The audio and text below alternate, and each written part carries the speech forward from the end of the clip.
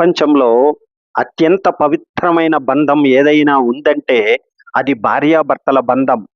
డబ్బు, ఆస్తి, హోదా, అందం ఇవన్నీ కాలంతో మారిపోతాయి. కానీ నిజమైన ప్రేమతో, పరస్పర గౌరవంతో నిలిచే దాంపత్య బంధం మాత్రం జీవితాంతం మనిషికి తోడుగా ఉంటుంది. చాలామంది భర్తలు ఒక ప్రశ్న అడుగుతుంటారు. నేను నా భార్యతో ఎప్పుడూ సంతోషంగా ఎలా ఉండగలను అని. ఆచార్య చాణక్యుడు చెబుతాడు, ఇంట్లో శాంతి ఉంటే మనిషి జీవితంలో సగం విజయాన్ని సాధించినట్టే అని. అయితే ఒక భర్త తన భార్యతో సంతోషంగా, ఆనందంగా జీవించాలంటే తప్పకుండా పాటించాల్సిన 7 ముఖ్యమైన విషయాలు తెలుసుకున్నాం. మొదటి విషయం, భార్యను గౌరవించాలి. ప్రేమ కంటే ముందు గౌరవం ఉండాలి. చాలామంది భర్తలు పెళ్లి మొదట్లో ఎంతో ప్రేమ చూపిస్తారు. కానీ కాలం గడిచే కొద్దీ భార్య భావాలను, అభిప్రాయాలను పట్టించుకోవడం మానేస్తారు.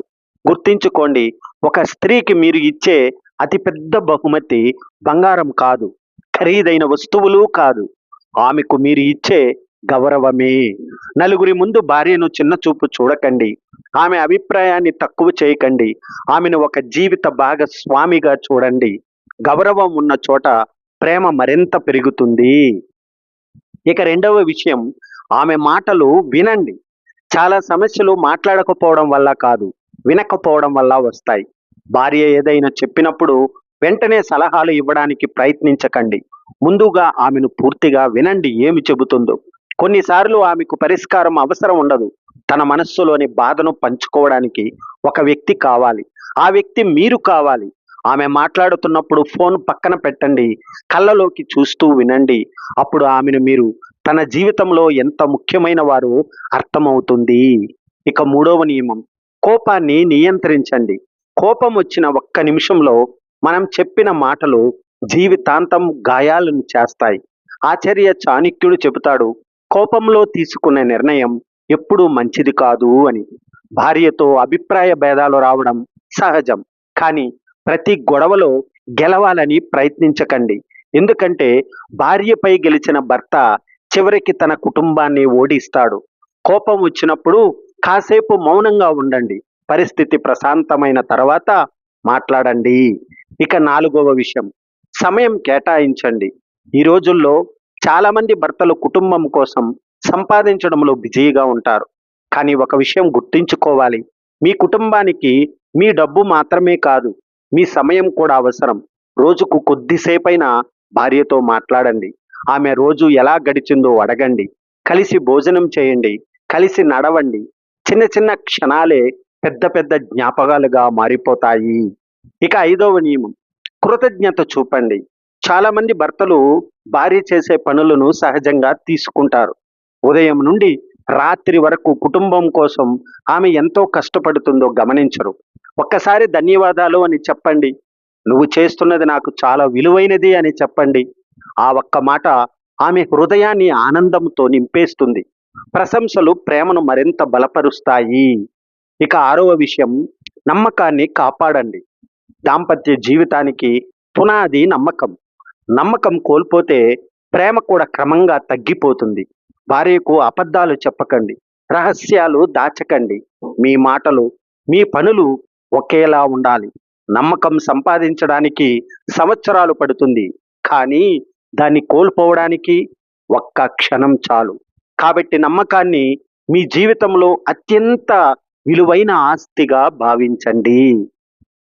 ఇక ఏడవ విషయం, ప్రేమను వ్యక్తపరచడం మానకండి. పెళ్ళైన తర్వాత చాలామంది భర్తలు ప్రేమను వ్యక్తపరచడం మానేస్తారు.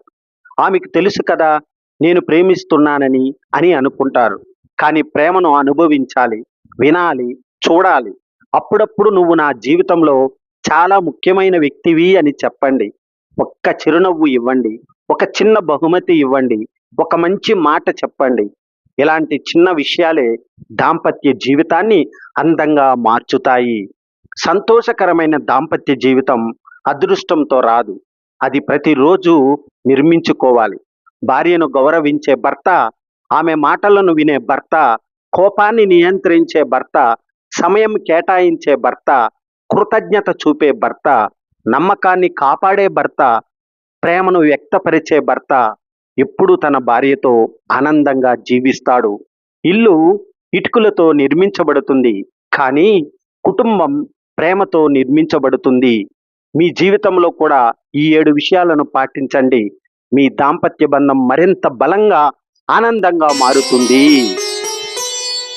భార్యతో సంతోషంగా ఉండాలంటే, ప్రేమతో ప్రశాంతంగా ఉండాలంటే, కొంతమంది దంపతులు చిన్న విషయాలకే గొడవలు పడుతూ జీవితాన్ని నరకంగా మార్చుకుంటారు. మరికొందరు మాత్రం ఎంతటి కష్టాలు వచ్చినా ఒకరినొకడు విడిచిపెట్టకుండా ఆనందంగా జీవిస్తారు. దీనికి సమాధానం మన సనాతన ధర్మంలో, భగవద్గీతలో మరియు పురాణాలలో దాగి ఉంది. శ్రీకృష్ణుడు భగవద్గీతలో ఒక గొప్ప సత్యాన్ని చెబుతాడు. మనస్సును జయించిన వాడు ప్రపంచాన్ని జయించినట్లే అని. భార్యాభర్తల మధ్య వచ్చే చాలా సమస్యలకు కారణం బయట ప్రపంచం కాదు, వారి స్వంత మనస్సే. కోపం, అహంకారం, అసూయ, అనుమానం ఇవే కుటుంబాలను నాశనం చేసే 4 పెద్ద శత్రువులు. అందుకే మొదట అహంకారాన్ని వదిలేయాలి. పురాణాలలో శివ పార్వతుల దాంపత్యం ఆదర్శంగా చెప్పబడుతుంది. పరమేశ్వరుడు విశ్వానికి అధిపతి అయినా ఆయన ఎప్పుడూ పార్వతీదేవిని గౌరవించేవాడు. భార్యను చిన్న చూపు చూడలేదు, ఆమె అభిప్రాయానికి విలువ ఇచ్చేవాడు. నేటి కాలంలో చాలా మంది భర్తలు ఒక తప్పు చేస్తున్నారు. నేనే సంపాదిస్తున్నాను, నా మాటే చివరి మాట అని భావిస్తారు. కానీ అహంకారం ప్రేమను నాశనం చేస్తుంది. భార్యను గౌరవించని భర్త ఎప్పుడు ఒంటరిగా ఉండడు. గౌరవం ఉన్న చోటే ప్రేమ ఉంటుంది, ప్రేమ ఉన్న చోటే సంతోషంగా ఉంటుంది. భార్యను కేవలం కుటుంబ సభ్యురాలుగా కాదు, జీవిత భాగస్వామిగా చూడాలి. రామాయణంలో శ్రీరాముడు సీతాదేవిని ఎంతగా గౌరవించాడో మనందరికీ తెలుసు. అడవులకు వెళ్ళాల్సి వచ్చినప్పుడు కూడా ఆమె భావాలను అర్థం చేసుకున్నాడు. భార్య అనేది సేవ చేయడానికి వచ్చిన వ్యక్తి కాదు, జీవిత ప్రయాణంలో తోడు నడిచే సహచరి. ఆమెకు కూడా కలలు ఉంటాయి, ఆశలు ఉంటాయి, బాధలు ఉంటాయి. ఆ భావాలను అర్థం చేసుకున్నప్పుడు మాత్రమే నిజమైన దాంపత్యం ప్రారంభమవుతుంది. కోపం వచ్చినప్పుడు మౌనంగా ఉండటం నేర్చుకోవాలి.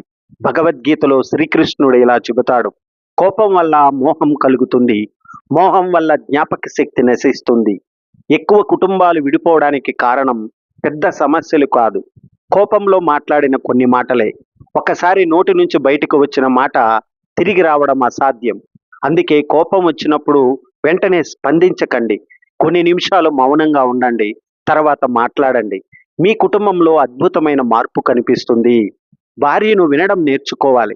చాలా మంది భర్తలు మాట్లాడటం మాత్రమే తెలుసు, కానీ వినడం తెలియదు. ఒక స్త్రీకి ఎప్పుడు పెద్ద బహుమతులు అవసరం ఉండవు. తన మాటలను శ్రద్ధగా వినే భర్త ఉంటే చాలు, ఆమె ఆనందంగా ఉంటుంది. పురాణాలలో నారద మహర్షి కూడా కుటుంబ సౌఖ్యానికి పరస్పర అవగాహన చాలా ముఖ్యమని చెప్పాడు. వినడం అనేది ప్రేమకు మరో రూపము. కృతజ్ఞత చూపాలి. మీ భార్య రోజు చేసే పనులను ఒక్కసారి గమనించండి. ఉదయం నుంచి రాత్రి వరకు కుటుంబం కోసం ఎంత కష్టపడుతుందో. చాలా సందర్భాల్లో ఆమె చేసిన త్యాగాలను మనం గుర్తించం. ఒక చిన్న ధన్యవాదాలు కూడా ఆమె హృదయాన్ని ఆనందంతో నింపగలదు. గుర్తింపు లేని ప్రేమ క్రమంగా బలహీనమవుతుంది. అందుకే కృతజ్ఞతను వ్యక్తం చేయండి. నమ్మకాన్ని ఎప్పుడు కోల్పోకూడదు. పురాణాలలో సావిత్రి సత్యవంతుల కథ మనకు గొప్ప పాఠం నేర్పుతుంది. నమ్మకం ఉన్న చోటే బంధం బలంగా ఉంటుంది. అనుమానం వచ్చిన చోట ప్రేమ క్రమంగా చనిపోతుంది. భార్యాభర్తల మధ్య నమ్మకం ఒక ఆలయానికి పునాది లాంటిది. పునాది బలంగా ఉంటేనే ఆలయం నిలబడుతుంది. కలిసి దేవుణ్ణి స్మరించాలి. ఇది పురాణాలు చెప్పిన అత్యంత ముఖ్యమైన రహస్యం. కలిసి ప్రార్థన చేసే దంపతుల మధ్య బంధం మరింత బలపడుతుంది.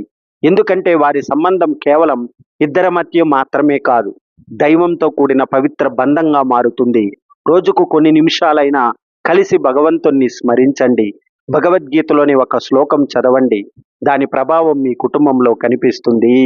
ప్రేమను మాటలతోనే కాదు, పనులతో కూడా చూపాలి. ప్రేమ అనేది కేవలం నేను నిన్ను ప్రేమిస్తున్నానని చెప్పడమే కాదు. ఆమె అలసిపోయినప్పుడు సహాయం చేయడం, ఆమె బాధలో ఉన్నప్పుడు ఓదార్చడం, ఆమె విజయంలో సంతోషించడం, ఇవే నిజమైన ప్రేమకు గుర్తులు. భగవద్గీత మరియు పురాణాలు మనకు ఒక గొప్ప సత్యాన్ని చెబుతున్నాయి. భార్యాభర్తల మధ్య సంతోషం అనేది అదృష్టం వల్ల రాదు. అది పరస్పర గౌరవం, ప్రేమ, నమ్మకం, సహనం మరియు దైవభక్తి వల్ల వస్తుంది. భార్యను గౌరవించే భర్త ఎప్పుడూ ఓడిపోడు.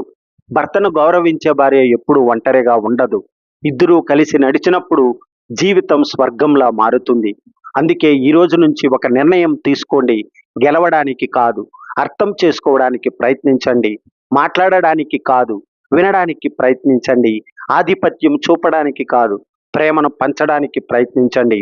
అప్పుడు మీ ఇల్లు కేవలం ఒక ఇల్లు కాదు, ఒక దేవాలయంగా మారుతుంది.